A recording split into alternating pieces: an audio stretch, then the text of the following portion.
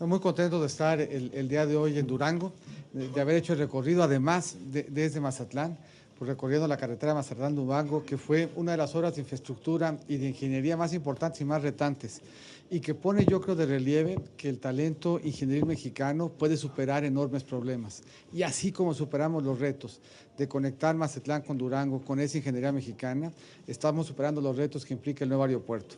La ingeniería mexicana destaca en esta obra y destaca en esa, y pone de relieve lo mucho de lo que tenemos que sentirnos orgullosos. Muchas gracias y muy buenos días. Daniel Rosas, por favor, del Grupo Radio Centro, comenzamos. Daniel, buenos días. Daniel, ¿cómo estás?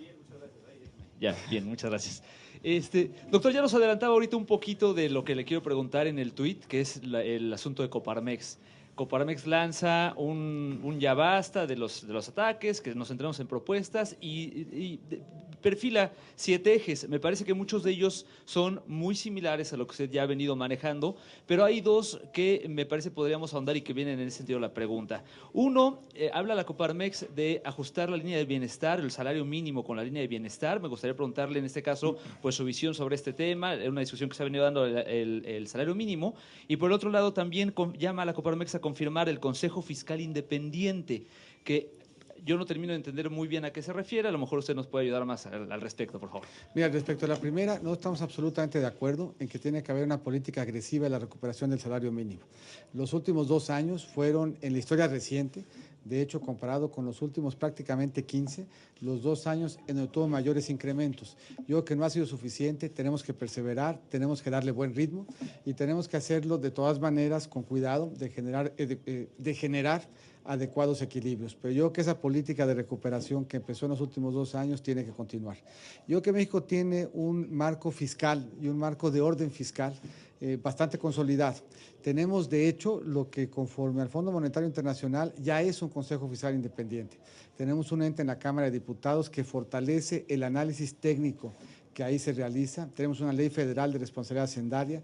Somos objeto con cargo a línea de crédito flexible de una revisión todos los años por parte del Fondo Monetario Internacional. Tenemos además una revisión anual que se llama el artículo 4, nos revisa nuestros pares en la OECD y nos supervisa permanentemente el mercado.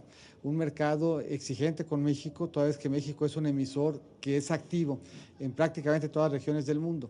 Somos emisores de deuda en los mercados asiáticos, en los mercados europeos, en los mercados americanos. Somos de los pocos emergentes que es emisor incluso en los mercados de bonos centenarios. Y todo eso configura un andamiaje que permite que la deuda mexicana esté bien supervisada y además adecuadamente evaluada. México es además un país que hace de su deuda una buena gestión, pero un tema muy importante, y en eso compartimos con la Coparmex, es muy importante que se preserve la confianza en México. Es muy importante que México siga siendo un país que dé certeza en el mundo.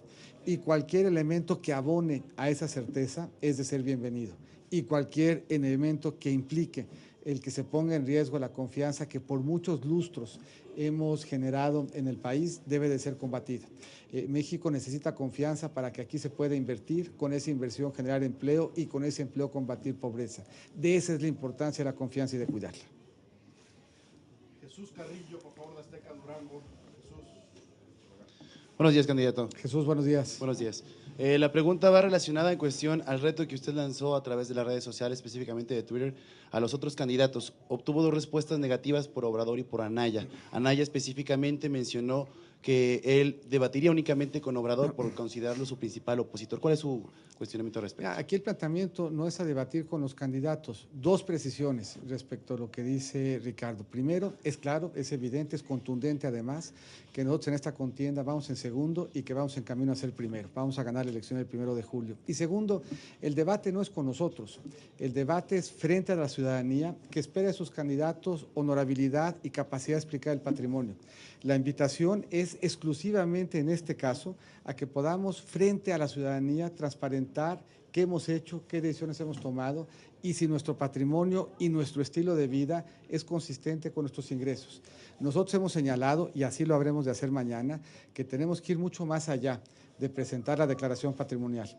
La declaración patrimonial tiene que ser consistente, la 3 de 3, con el estilo de vida, con las manifestaciones de riqueza, con los registros públicos de la propiedad y con las declaraciones fiscales. Y lo que hemos visto en reiteradas ocasiones, en el caso de Ricardo y de Andrés Manuel, es que su 3 de 3 no refleja ni es consistente con su estilo de vida, no es consistente con sus registros públicos de la propiedad y sí en cambio son consistentes con quienes han hecho del ejercicio público un espacio de abuso, de negocio y de privilegio.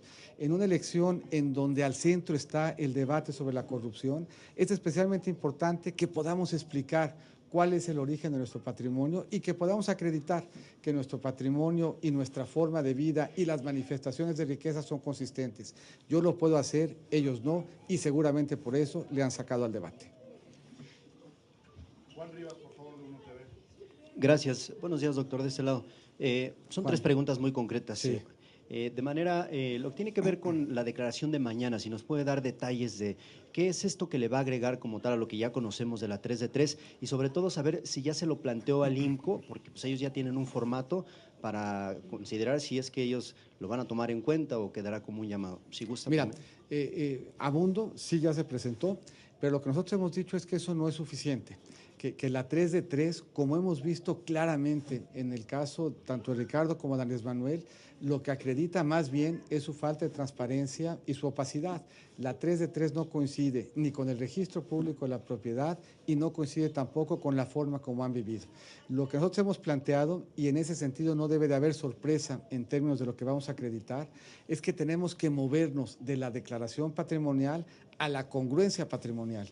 Hemos dicho, y así se expresó en la iniciativa que hoy está evaluando el Congreso de la Unión, que quienes aspiren a ser legisladores, servidores públicos y en este caso particular, quienes aspiren a la presidencia de la República, debieran de poder acreditar que la 3 de 3 es consistente con las declaraciones fiscales, que las dos son consistentes con las manifestaciones externas de riqueza y que las tres son consistentes con el registro público de la propiedad.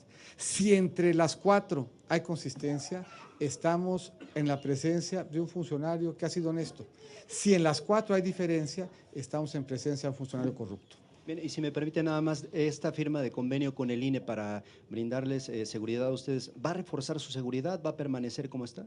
Mira, en términos generales habremos de evaluar con el equipo para estar ciertos, pues de entender el alcance y de asegurar pues que en este espacio de campañas, no solamente alrededor nuestro, sino alrededor de todos los candidatos, podamos construir en diálogo certeza para poder hacer campaña.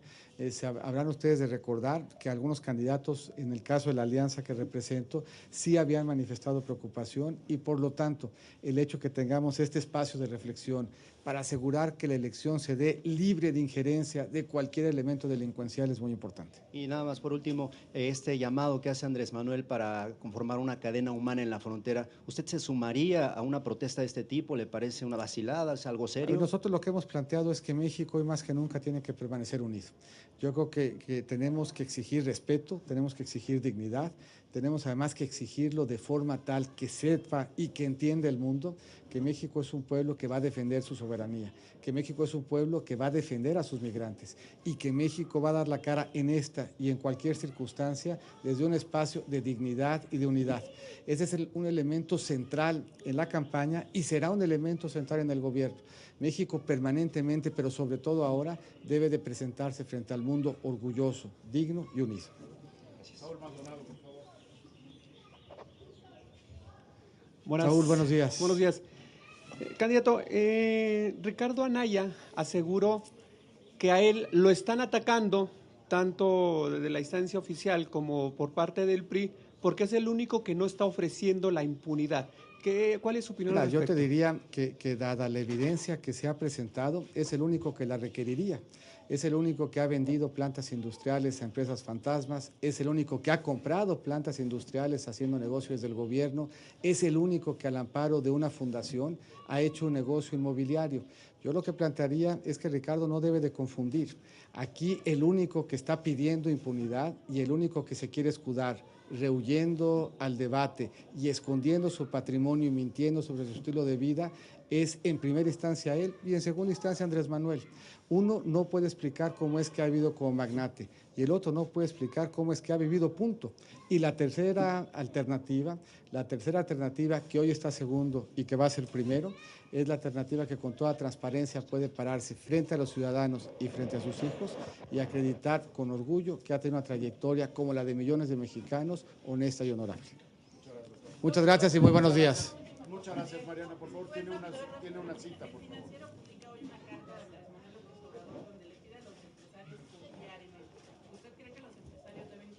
Yo creo que la confianza se gana con hechos, la confianza se gana con propuestas, la confianza se gana con trayectoria, la confianza se gana con experiencia. Yo creo que un candidato que necesita con una carta pedir confianza es porque ni su trayectoria, ni su experiencia, ni sus propuestas la acreditan. En mi caso, lo que acredita confianza es trayectoria, consistencia y propuestas. No la pido en una carta, doy testimonio de vida y con mis propuestas de que la merezco y doy además los elementos suficientes para acreditarla. Y hoy en Durango pido que se me tenga esa confianza y que voten por mí. Muchísimas gracias.